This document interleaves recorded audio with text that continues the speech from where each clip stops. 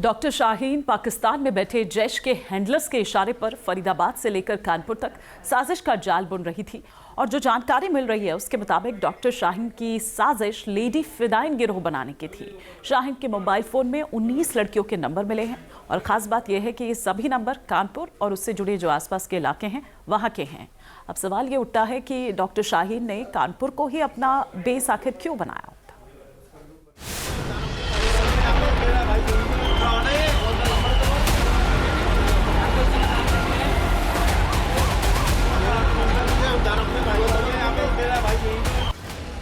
दिल्ली धमाका और Faridabad terror module की जांच में जुटी एजेंसियों ने अजहर मसूद की lieutenant lady terrorist doctor Shaheen को लेकर बहुत विस्फोटक खुलासा किया है। सूत्रों के मुताबिक आतंकी गिरोह की मैडम सर्जन 19 लड़कियों के ब्रेन वॉश के मिशन में जुटी थी।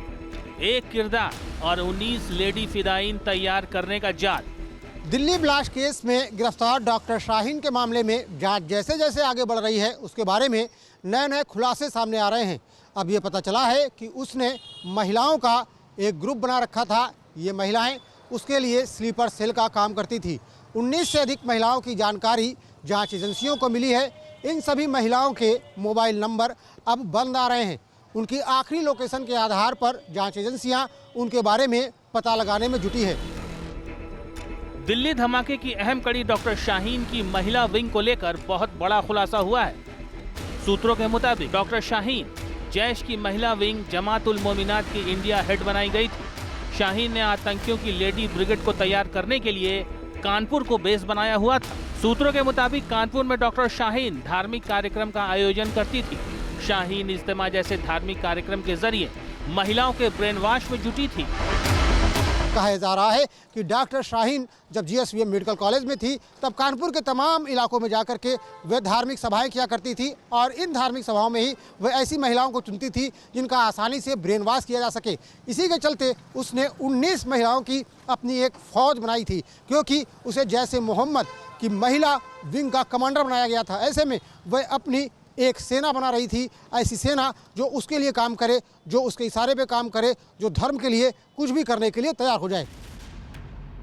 सूत्रों के मुताबिक एनआईए की जांच में डॉक्टर शाहीन की महिला विंग से जुड़ी 19 से ज्यादा महिलाओं के फोन नंबर मिले हैं। ये सभी मोबाइल नंबर स्विच ऑफ बताए जा रहे हैं, जो कानपुर और उसके आसपास के इलाकों के हैं। सूत्रों के मुताबिक लेडी गैंग के इन सदस्यों का डॉक्टर शाहीन ने ब्रेन वॉश करना शुरू कर दिया था। दिल्ली ब्लास्ट के बाद उत्तर प्रदेश के कई ऐसे जिले हैं जो इस वक्त एटीएस के राडार पर हैं। उन जिलों का नाम है कानपुर, फतेहपुर और उन्नाव, जहां पर डॉक्टर शाहीन जैश की महिला विंग जमातुल मोमिनात की महिला ब्रिगेड तैयार कर रही थी। महत्वपूर्ण बात यह है कि जांच एजेंसियों की तफ्तीश में जो मोबाइल नंबर मिले थे वो सारे नंबर इस वक्त बन जा रहे हैं। हालांकि जांच एजेंसियां उन नंबरों का डिटेल खंगाल रही है, लेकिन महत्वपूर्ण बात यह है कि यहाँ पर देश विरोधी गतिविधियों के लिए महिलाओं की एक ब्रिगेड को तैयार करने की कोशिश की जा रही थी। सूत्रों के मुताबिक शाहीन के मोबाइल फोन में दर्ज कई नंबर कानपुर के आसपास के इलाकों के हैं और इस वक्त बंद है। ऐसे में बड़ा सवाल यह है कि आखिर शाहीन ने कानपुर को ही अपनी साजिश का सेंटर क्यों चुना? कानपुर में ही शाहीन इज्तिमा का आयोजन क्यों करती थी जैश की लेडी कमांडर? बताया जा रहा है कि डॉक्टर शाहीन जब कानपुर में रहती थी तो वे तमाम इलाकों में जाकर के महिलाओं को जोड़ती थी, उनका ब्रेन वॉश करने का काम करती थी। धार्मिक कार्यक्रमों के आयोजन के आधार पर वे महिलाओं को बरगलाती थी और उनका ब्रेन वॉश करके अपने इस संगठन से जोड़ने का काम करती थी।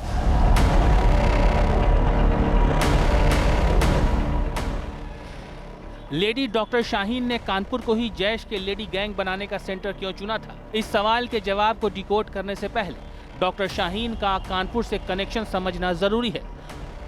सूत्रों के मुताबिक 10 नवंबर को दिल्ली धमाके के करीब 25 दिन पहले डॉक्टर शाहीन कानपुर आई थी। एनआईए और यूपी एटीएस की ज्वाइंट छापेमारी में कानपुर के हितकारी नगर से हरियाणा नंबर की एक कार भी बरामद की गई है। एजेंसियों को शक है कि इस कार का इस्तेमाल शाहीन गैंग के द्वारा किया जा रहा था।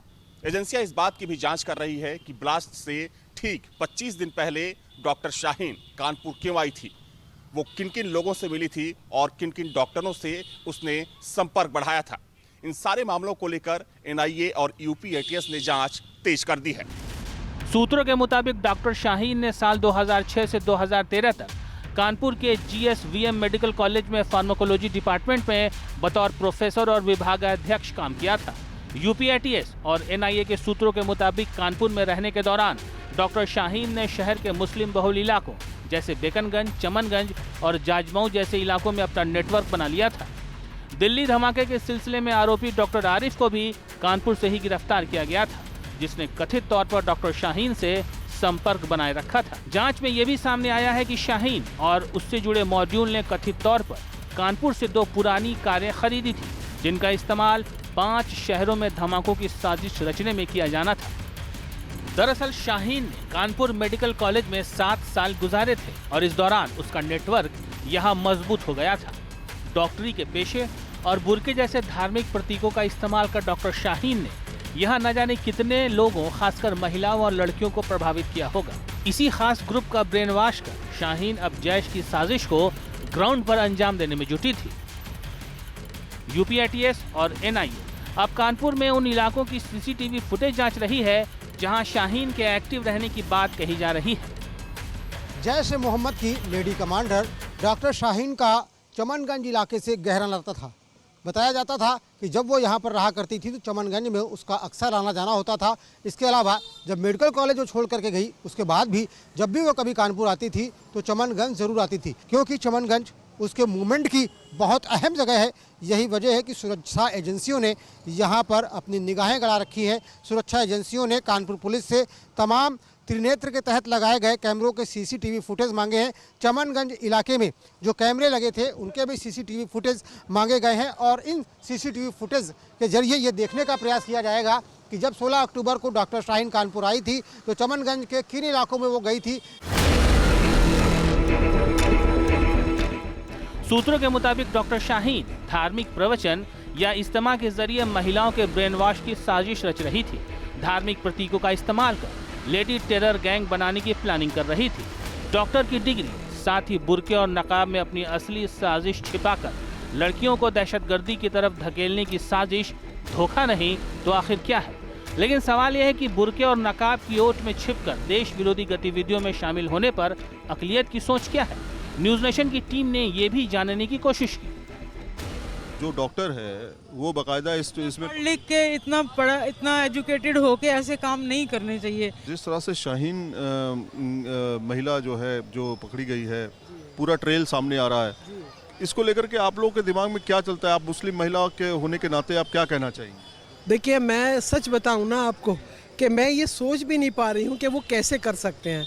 इतना बड़ा दुख है इस चीज़ का हमारे दिल में, जो हम दुख को बयान भी नहीं कर सकते। एक डॉक्टर्स कितनी मुश्किल होता है एक डॉक्टर बनाना, और ख़ास तौर से एक बेटी को भी पहनती है, हिजाब भी करती है। देखिए, कहीं नहीं लिखा कि आप बुर्का पहनकर, मतलब और भी गंद है ये तो।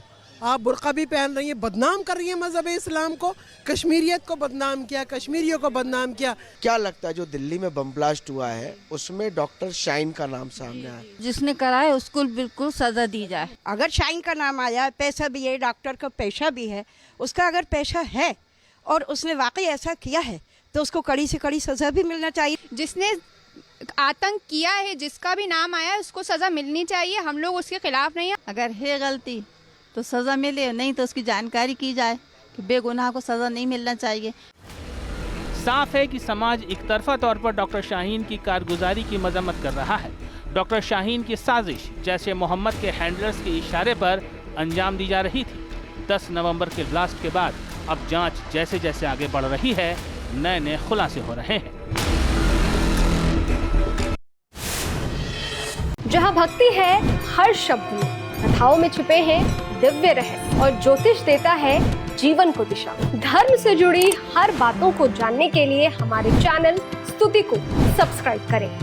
चैनल पर जाने के लिए इस लिंक पर क्लिक करें।